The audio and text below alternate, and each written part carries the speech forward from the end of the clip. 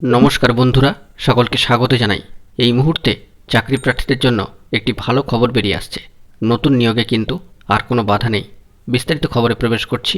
ভিডিওটিকে শেষ পর্যন্ত দেখার জন্য অনুরোধ করব। এবারে চাকরি প্রার্থীদের জন্য একটি দুর্দান্ত খবর উঠে আসছে।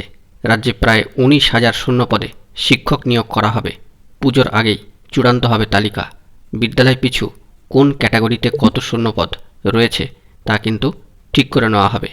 পুজোর আগে তালিকা দেওয়ার নির্দেশ দেওয়া হলো রাজ্যে অনগ্রসর শ্রেণী উন্নয়ন দপ্তরকে। এ বিষয়ে আরও খবর পাওয়া গিয়েছে যে কয়েকদিন আগেই মাননীয় শিক্ষামন্ত্রী ব্রাত্য বসু মহাশয় জানিয়েছিলেন নতুন নিয়োগে কোনো বাধা নেই, পুজোর আগেই নতুন নিয়োগ প্রক্রিয়া শুরু হয়ে যাবে।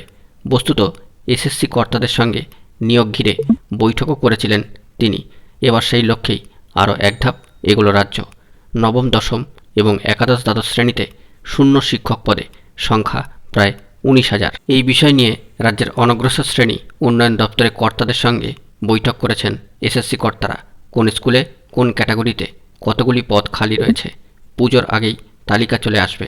তারপর শুরু হবে নিয়োগের মূল প্রক্রিয়া। প্রসঙ্গত জানিয়ে রাখা দরকার, জানা গিয়েছে নবম থেকে দ্বাদশ অর্থাৎ 9 to 12 স্তরে মোট শূন্যপদ 19,000-এর কাছাকাছি। বিদ্যালয় পিছু কোন ক্যাটাগরিতে শূন্যপদ কত পুজোর আগে তালিকা দেওয়ার নির্দেশ দেওয়া হলো রাজ্য অনগ্রসর শ্রেণী উন্নয়ন দপ্তরকে। বন্ধুরা, এখন এই পর্যন্তই। ধন্যবাদ।